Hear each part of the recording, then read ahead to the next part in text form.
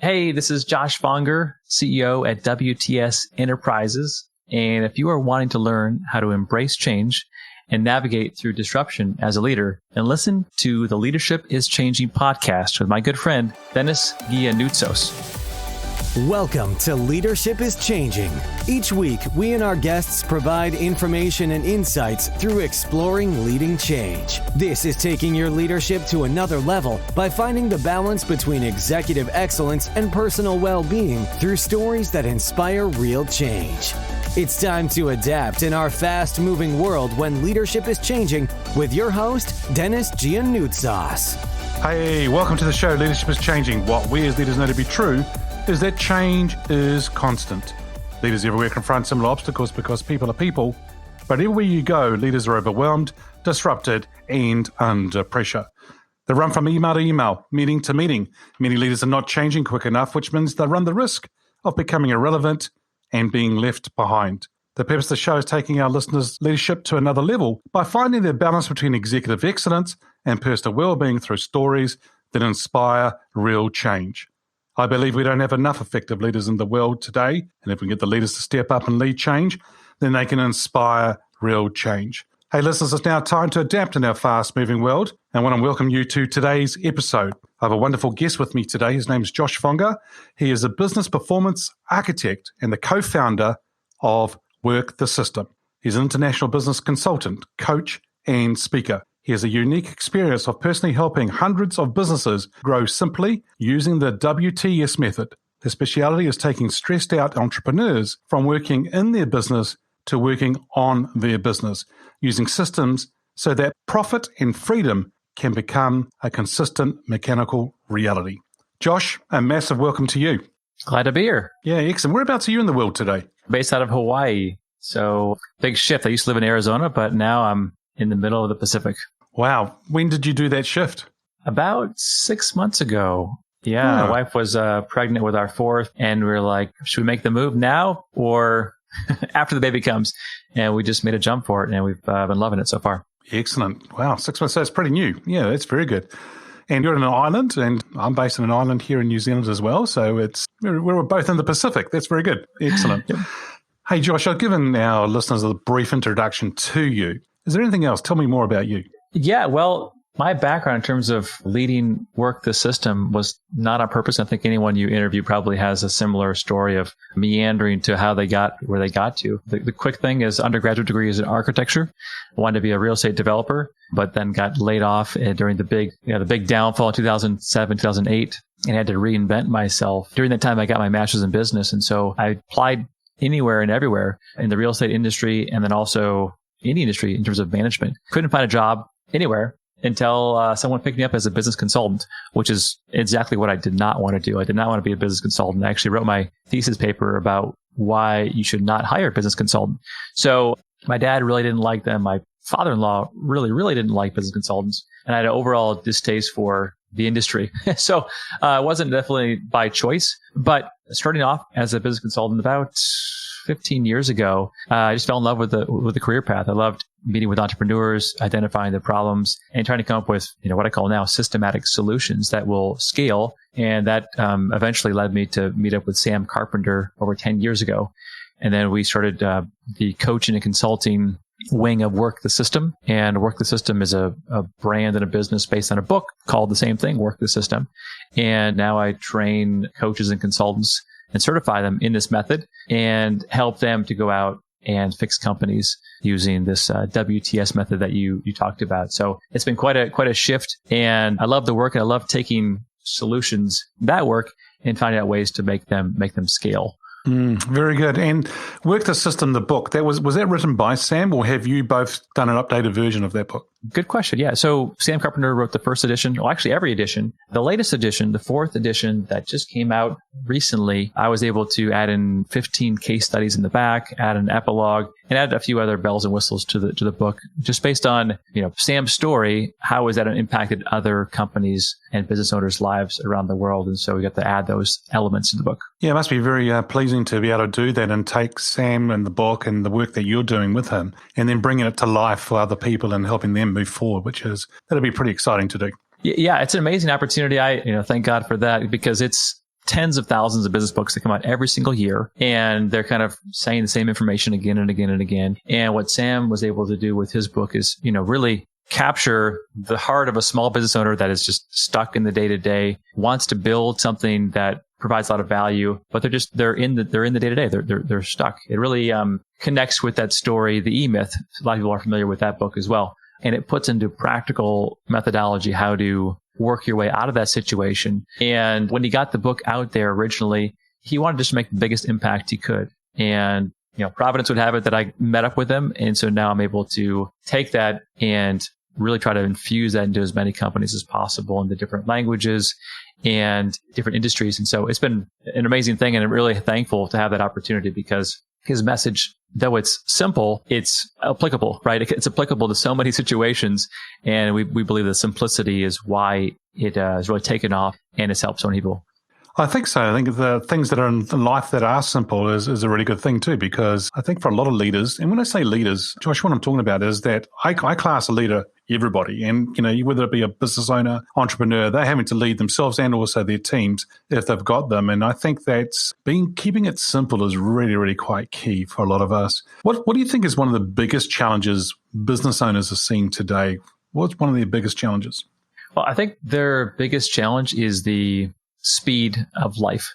Right now, the speed of life maybe in a physical world has stayed the same, but the speed of life in the digital world has grown exponentially, right? And so even if the owner or the leader is able to block themselves off or set up certain boundaries to protect themselves from those levels of distraction, the people they're leading probably are not blocked off from that. So they have to lead people who they're addicted to dopamine, they're addicted to change, they're addicted to flashing lights and bells and whistles. And so how do you take people who are so distracted and so distributed and get them to move in a straight line? And that's a difficult thing. It wasn't like that before. And so I think that's probably the biggest shift. So how you mentioned before about your story around leaving where you were, the global financial crisis, I think it would have been the period of time. So how did you get into leadership, or how did you get into this? How did you fall into it, or how did it happen? Yeah, every aspect of leadership I think I've fallen into, not purposely. And then after I fall into it, I have to figure out what to do. So I got married in my 20s, I had to figure out, now I have to lead my family. Okay, now I have kids in my early 20s. Now I've got to figure out how to lead kids.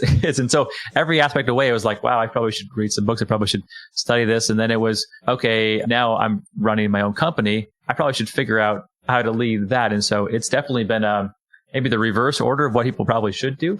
Maybe they should know what they're doing before they jump in, but that has not been my case. It's definitely been you jump in and then you figure out, maybe through mistakes and also through reading a bunch of books, how to lead. And so we're going through that right now in our business, from me being the only coach and consultant out there helping companies to now having over 30 people getting certified in our methodology. And so how do I lead them? How do I guide them? How do I serve them is a new shift and evolution for our business. And so one of the aspects of leading is being able to grow yourself, right? The more you grow, the more you're going to be able to help others. And so I think it never ends. And I think that to think you've arrived as a leader is probably when you start falling as a leader. Yeah. Dangerous words, actually, when they have arrived. I'm here, da-da, and you're like, oh. And so, yeah, you're right. I mean, what got people to where they are today won't get them to where they need to be going forward, for sure. So, Josh, now you may have several people. Who's your favorite leader? Now, this person could be alive or from history. Who's been your favorite leader and why? Yeah, I was thinking about this question before I got on, and there's a lot of great leaders all over the place.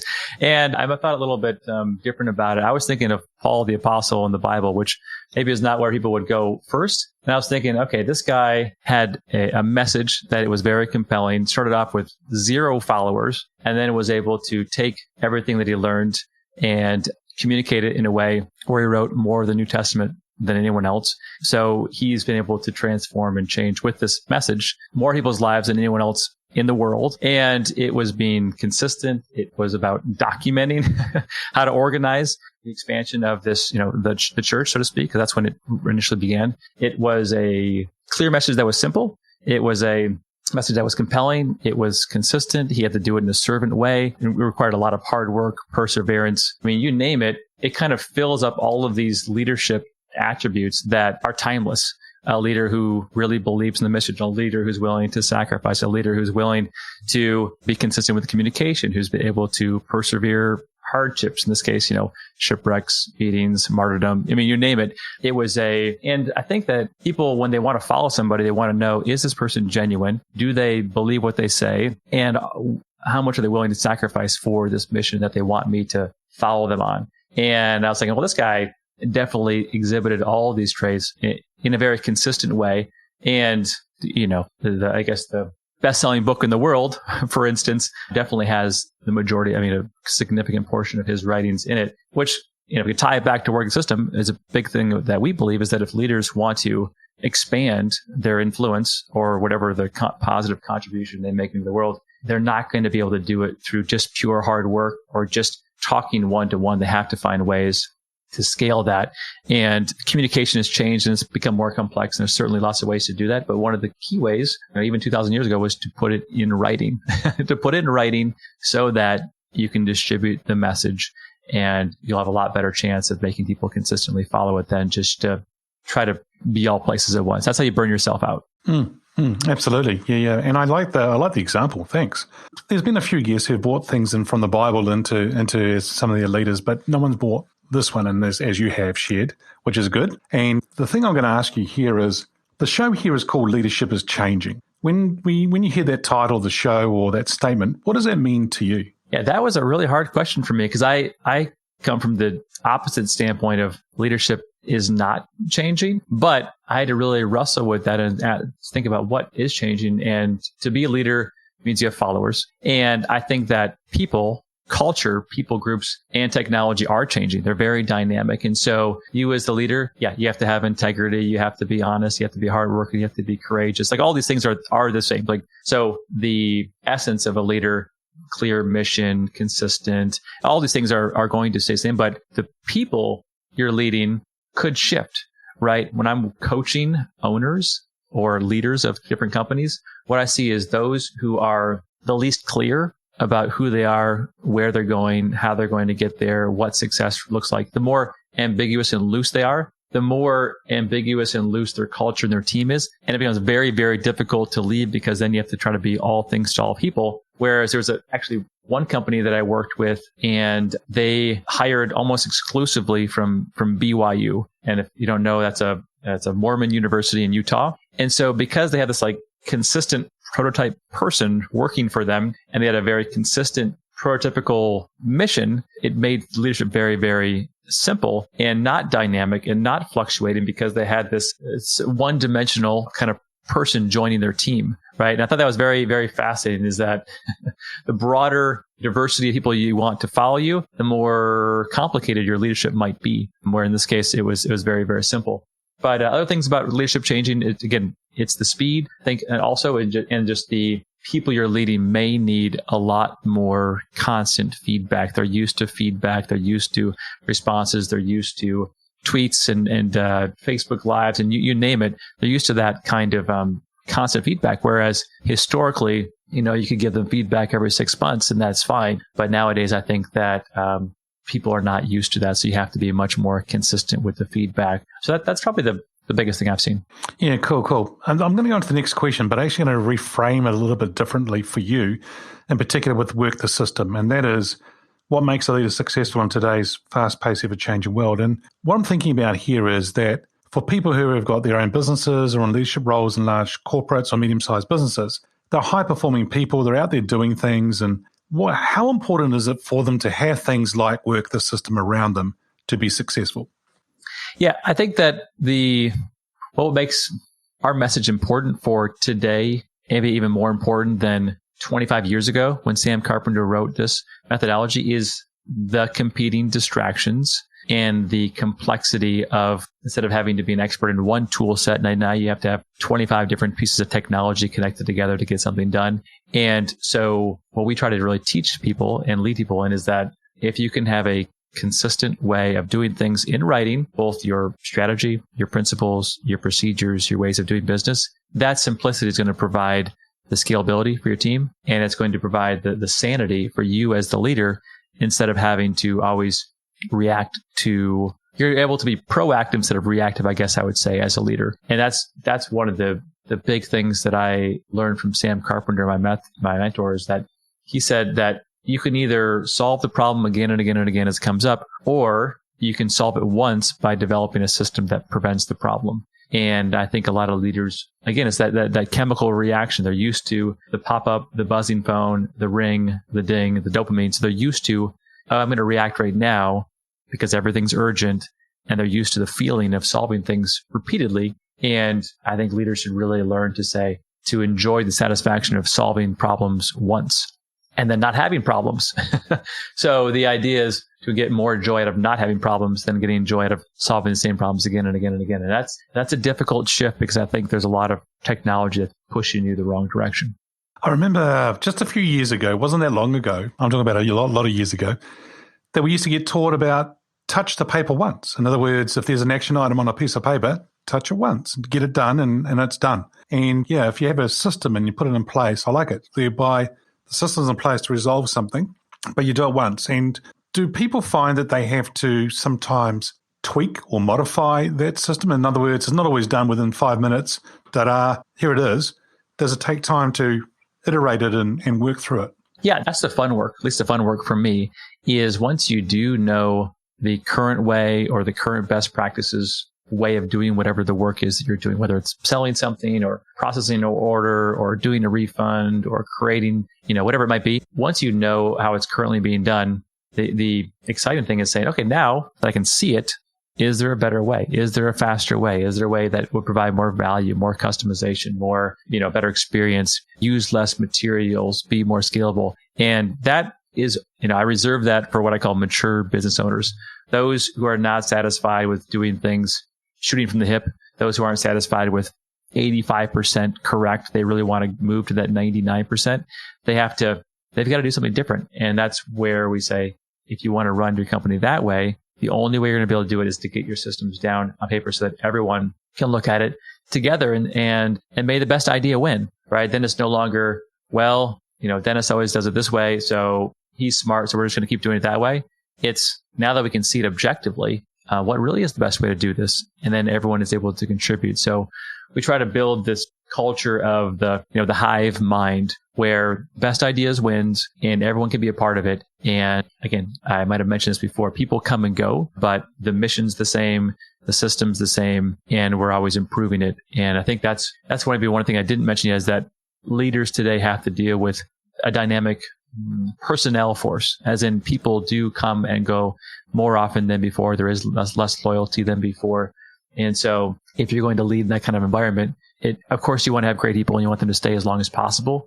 But even more so, you need to have a clear, compelling, consistent message in a way to enact that message so that as people come to contribute their lives for 6 months or 6 years, the message continues on, the methodology continues on even when they're gone, and somebody can jump right back in their place and also provide value, because good people don't always stay very long, but they can always contribute.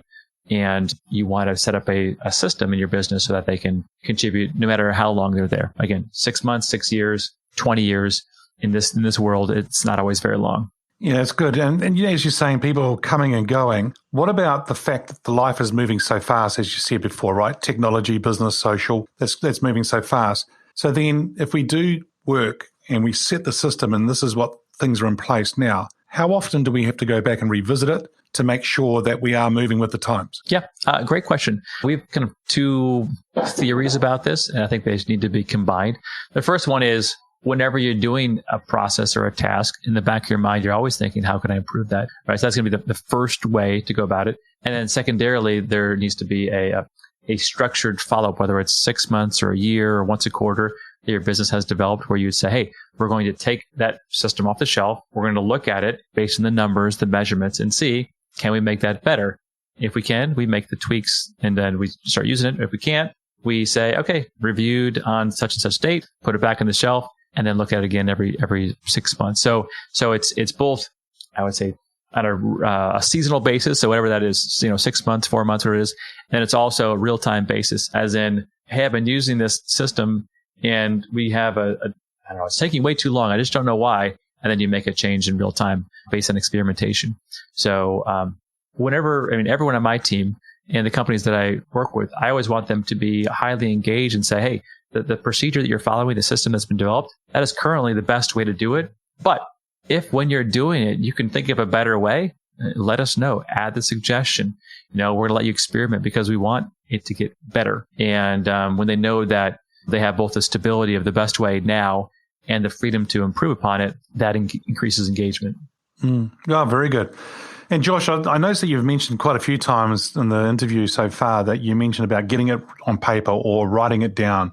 What's the thinking around that, getting it down on paper or writing it? What's so good about that? Well, you could also record it in video. I guess I'll just put it that way, or you could screen capture. There's a lot of other ways to go about it.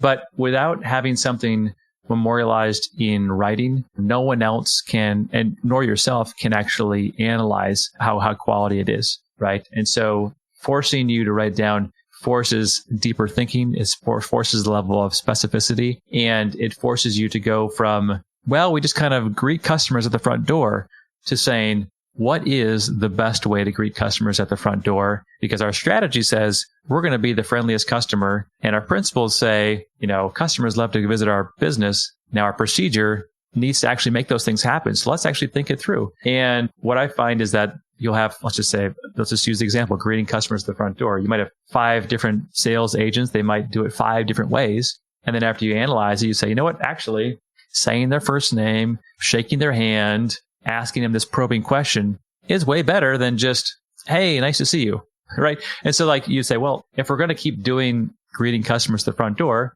we have the option of doing it the random way, which we've seen the results, or we have the option of everyone just doing it the best way. And can anyone in this business think of a reason to not do it the best way? And of course, everyone's like, well, let's just do it the best way.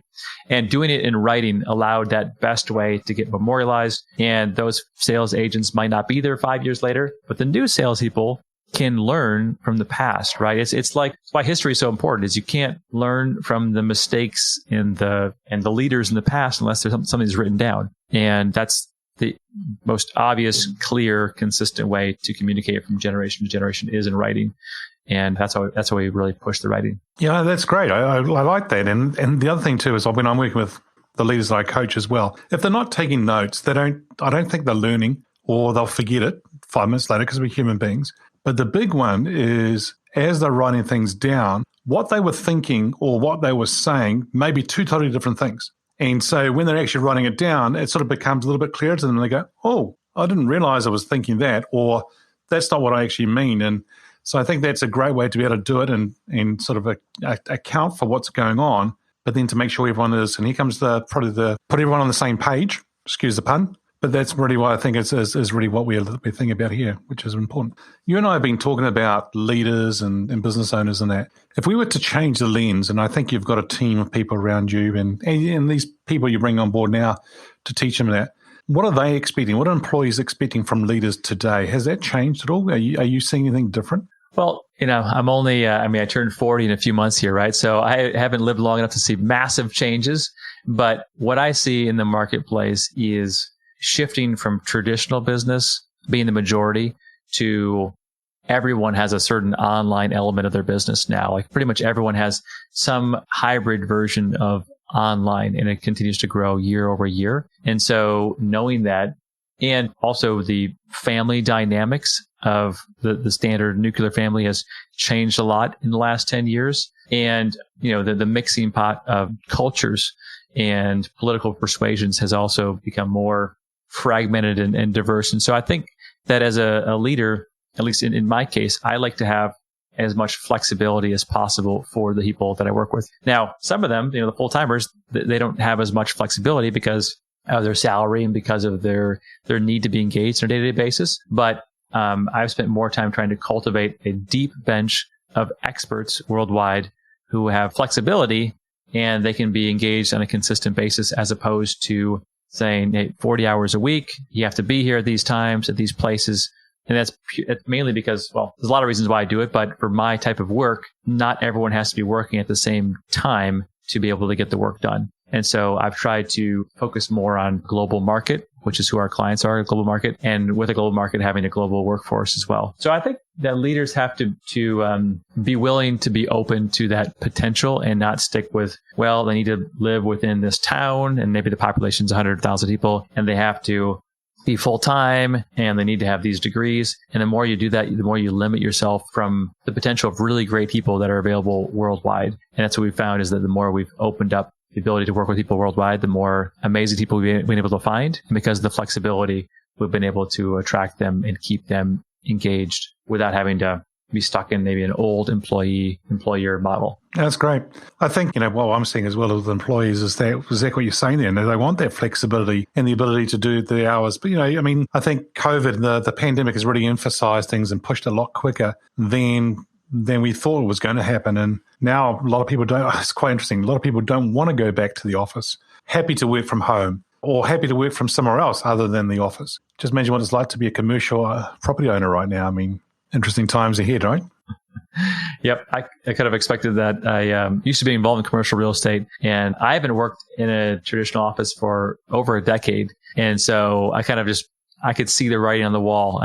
It's so much better working from home, but for the right personality type. And it's the wave of the future, hybrid work environments. We used to do all on-site, flying to the company consultations, and that's way more expensive to execute and way more expensive for the client. And just being able to take your work and make it virtual, it's been a way to help more people and do it in a more cost-effective way. So COVID really sped up the ability for those who have embraced the online work. It's really sped up the acceptance of that, and the older leaders, necessity to change the way they work. It's really forced that upon people. And I don't think it's going to go back. Once you've tasted the ability to, work in your pajamas from home and not go through like 2 hours of rush hour traffic, it's hard to say, hey, not go back to the office. It's like, well, maybe not.